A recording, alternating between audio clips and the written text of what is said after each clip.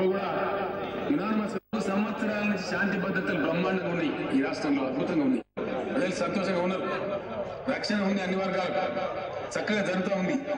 దీన్ని చూసి నేరస్తుల విషయంలో కానీ అరాచక శక్తుల విషయంలో కానీ మేము రాజకీయ నాయకులు మన ముసుగులో ఇష్టం వచ్చిన అక్రమాలు చేస్తామంటే కానీ సహించిన ప్రత్యక్ష సాక్షి గత శాసనసభ సమావేశాల సందర్భం కావచ్చు, ఇంకా అంతకుముందు సమావేశాలు కావచ్చు, బీఏసీఓ తమ సమక్షంలో మాట్లాడితే స్పష్టంగా కుండ బద్దలు కొట్టేటువంటి చెప్పినాం అధ్యక్ష. మీరు ఏ అంశం ప్రతిపాదిస్తారో ప్రతిపాదించండి, మేము చర్చకు సిద్ధంగా ఉన్నాం.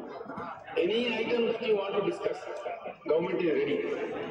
ఎనీ నంబర్ ఆఫ్ డేస్ మేము కూర్చోడానికి సిద్ధంగా ఉన్నాం, సభ జరపడానికి సిద్ధంగా ఉన్నాం. ఈ హౌస్ సెంటర్లో ఎప్పుడు జరగని విధంగా లాస్ట్ టైం జరిపాం అధ్యక్ష.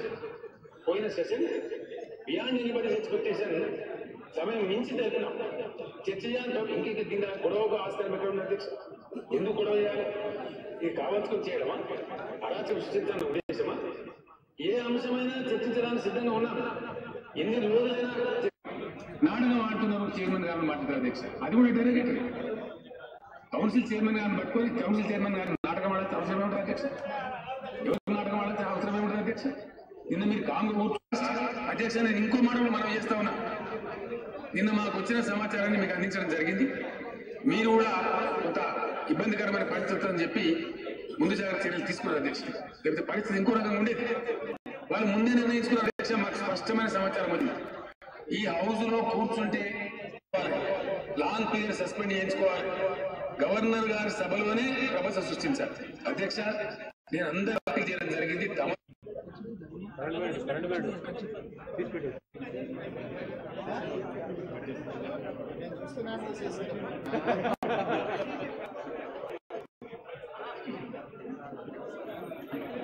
రాష్ట్ర ముఖ్యమంత్రి గారు శాసనసభను